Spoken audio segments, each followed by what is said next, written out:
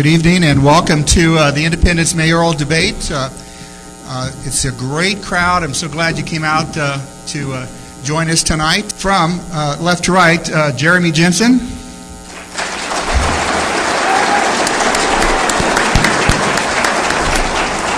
Mr. Jay Vavricek.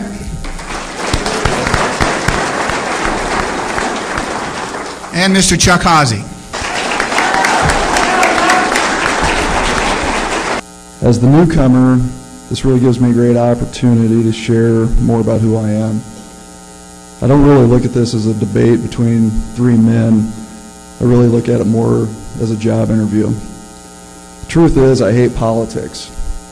I want this process to be about leadership and team building, not fundraising and campaigning. If I lose this election based on these convictions, I'm at peace with that, and I'll use it as a teaching moment for my children and the guys that I coach.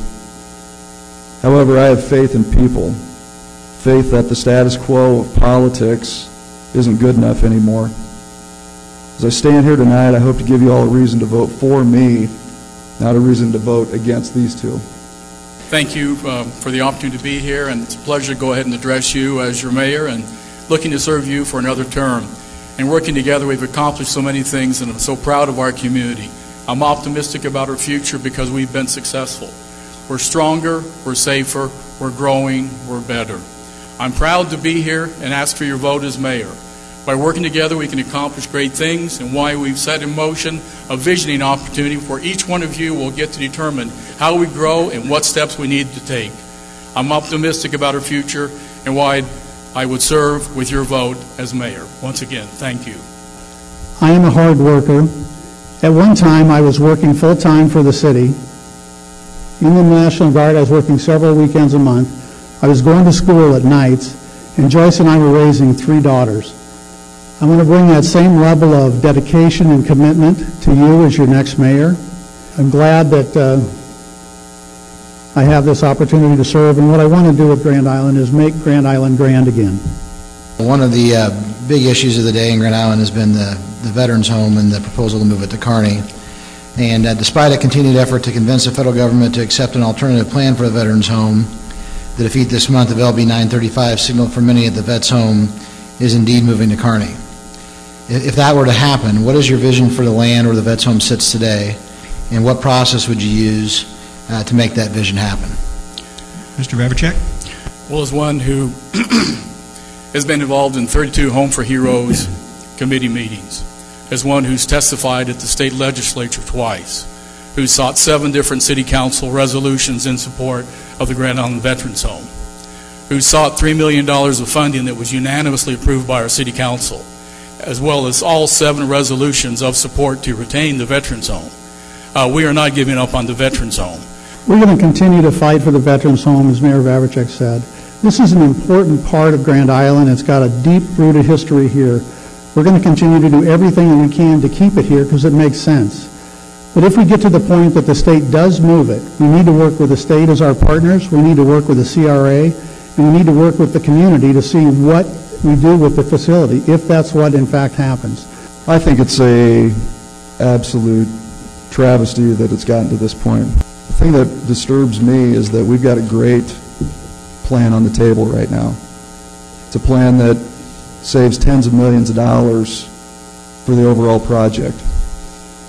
What disturbs me about that is that Plan B wasn't Plan A, and that it got to this point to begin with.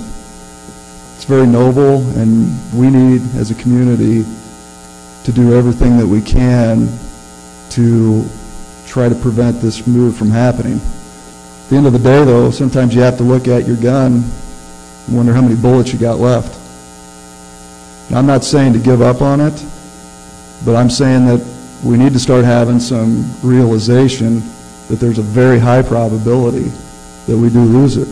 All of you have lived in Grand Island, raising families in Grand Island. You love Grand Island. We love Grand Island. We're all here tonight because we care.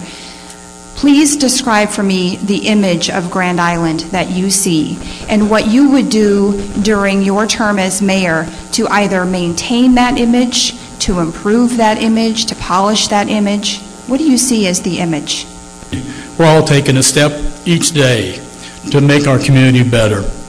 I ran for mayor in 2002. I said, why? To build a better Grand Island. I sought office again to build a better Grand Island. I've been a business person here 40 years.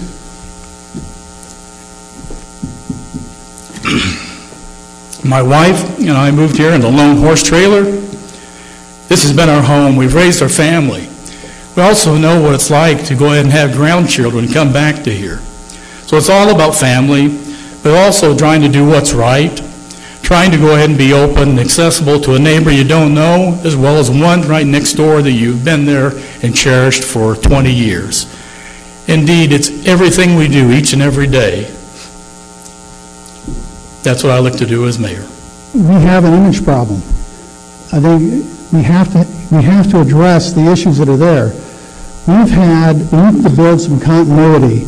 We've had a dozen department directors leave in the last 4 years. That loss of institutional knowledge is irreplaceable. We can try to build it over time, but right now, that's a problem. We do have an image problem, and we want to build a very positive, service-oriented city that you can trust and you can rely on, that's respected statewide. So right now, that is going to be the challenge of the next administration, is how do you make this image much better, because that's going to be the key to our success in marketing. I agree with Chuck from the standpoint that we have a image problem. And I don't think that that's a slight at the current mayor or a slight at anybody. I think it's just a fact of our community. I have a lot of friends that live in the Gretna and Elkhorn area, and if I would ask them, would they be interested in moving back to Grand Island, even for a pay increase, the answer overwhelmingly is no. And I think what that tells me is that it's about quality of life, it's about perception in community abroad. And one of the things that I take great pride in is the team that I coach up at the high school. And when I took over our program, we weren't really a shining star either. And I'm very proud to say that my staff and myself have really been able to turn that around. And one of the things that I challenge my guys with all the time, and it's printed on the back of their game jerseys, is it says, "What's your why? GI."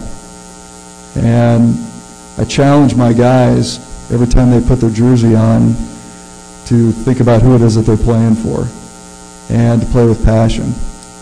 And I think if you have a team leader, not a mayor, not a boss, but a team leader, somebody that can excite and invigorate the employees that work at the city, that's where it has to start.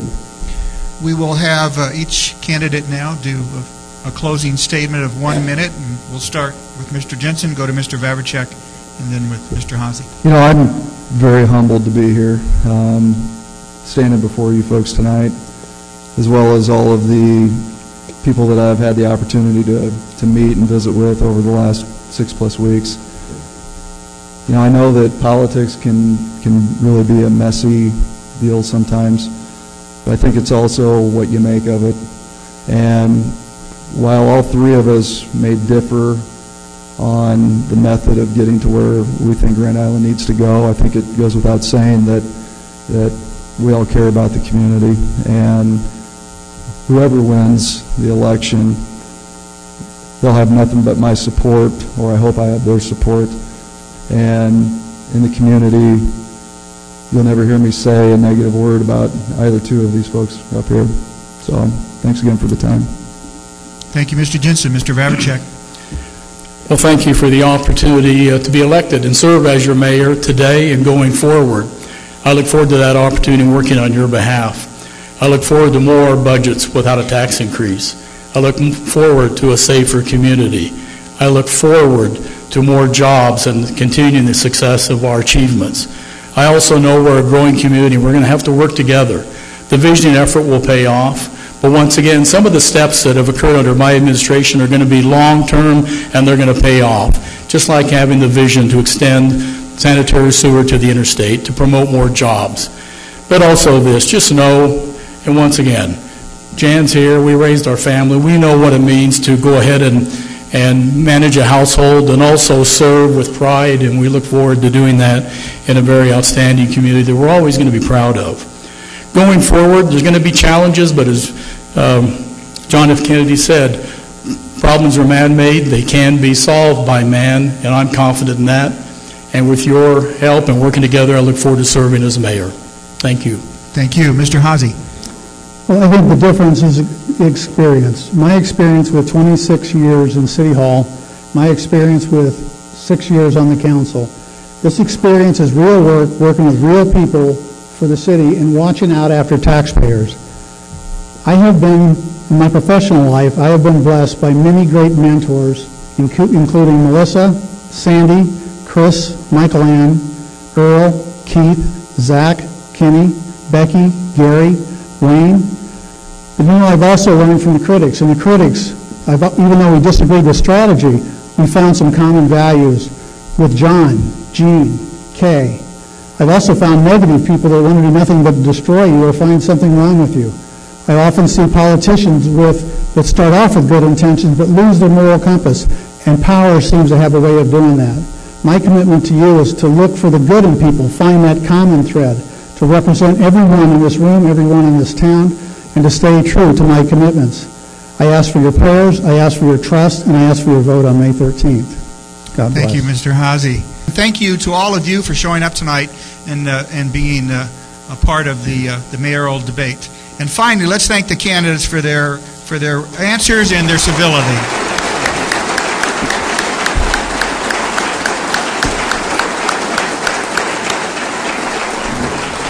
That's going to do it for us. Thank you so much, and don't forget to vote on May 13th.